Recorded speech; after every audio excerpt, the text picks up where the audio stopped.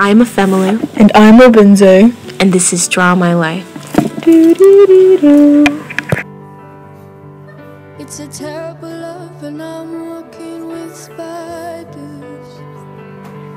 It's a terrible love and I'm walking in. It's a terrible love and I'm walking with spiders. It's a terrible love and I'm walking in.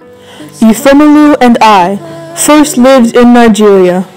We were inseparable and madly in love. Life in Nigeria wasn't easy, but we had each other, and that was enough. At the time.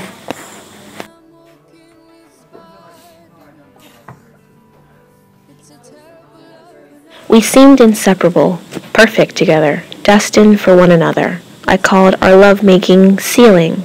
He blocked out the world for me.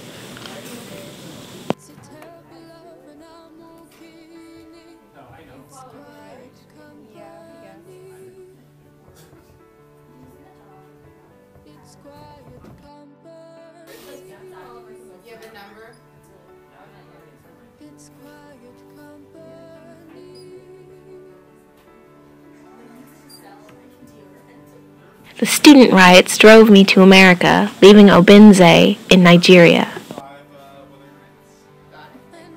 I was initially very excited to go to America.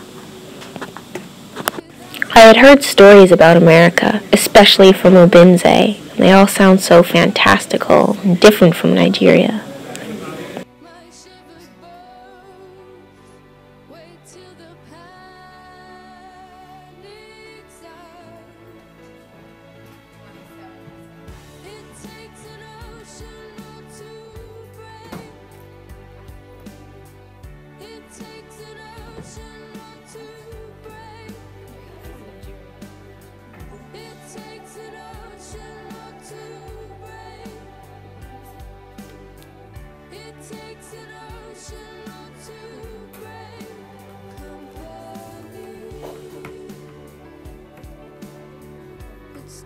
When Ephemeru left home to go to college, she stopped contacting me altogether.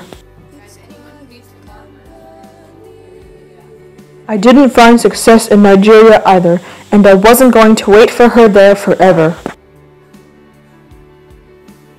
So I did what she did, and I left home. I went to go study in London.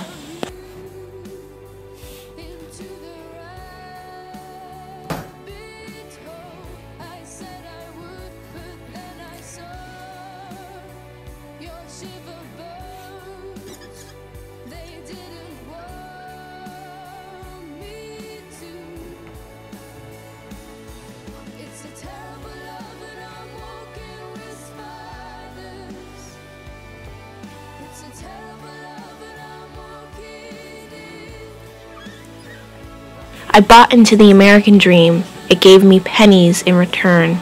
Suddenly, I was black, bearing the burdens of black people and poverty.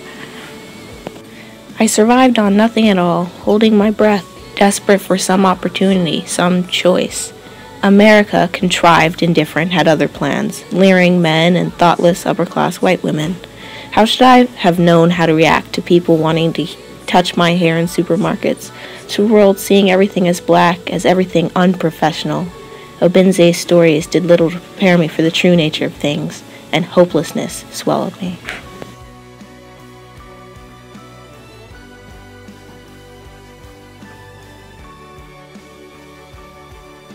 Not long after I moved to London, I was deported. I couldn't muster the strength to fight for my success and acceptance into society outside of home.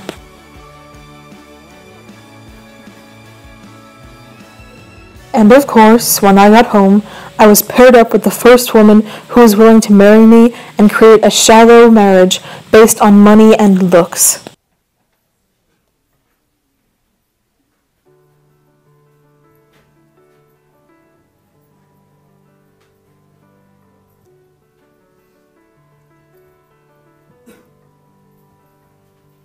It's a terrible love and I'm walking with spiders. It's a terrible love and I'm It's a terrible love and I'm walking with spiders. Many years after Obinze, I met Kurt. I became the Americanah and loved anew. What is love but doting acceptance, constant, insistent support? I'm not sure. There was no doubt he loved me, desperate to please always, and I owed him for my green card, for some semblance of peace in my life. But then again, there were so many things he couldn't see and wouldn't see. The underbelly of this country, the complications. He believed he could simplify it all, but couldn't even see the seams of the issues. After I sabotaged my relationship with Kurt, I started a blog, and my life became balanced again.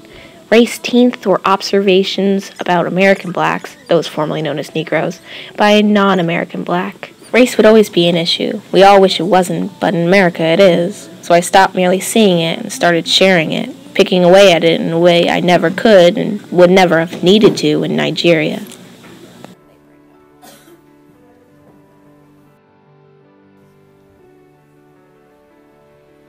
After what felt like a lifetime of not talking to Ifemelu, she emailed me one day. And at first, I was angry. However, how could I have stayed angry at the one person I loved before my life began to crumble? So we kept emailing and rekindled any lost feelings. And then she made it clear that she would return to Nigeria.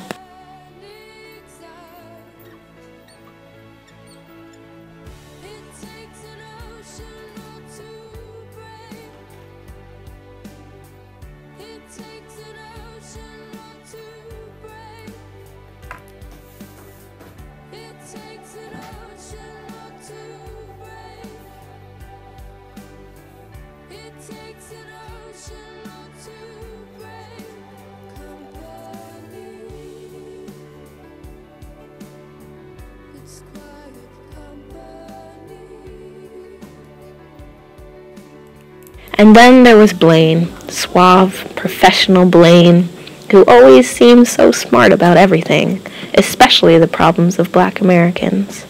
Of course, it could never last. We were too culturally different. Or maybe it was just me.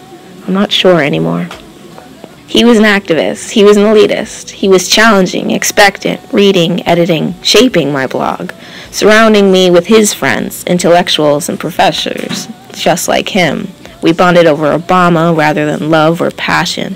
He was the American black, and I would always be undeniably the non-American black. He was good, exciting, but he wasn't and would never be everything.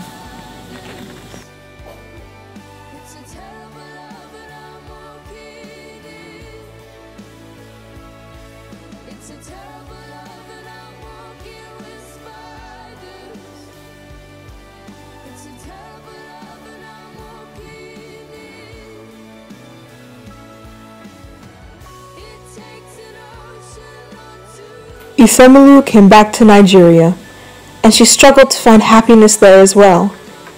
But then, she found a magazine company named Zoe to work at. Our lives seemed pretty stable, and we obviously loved each other, so we ended up together.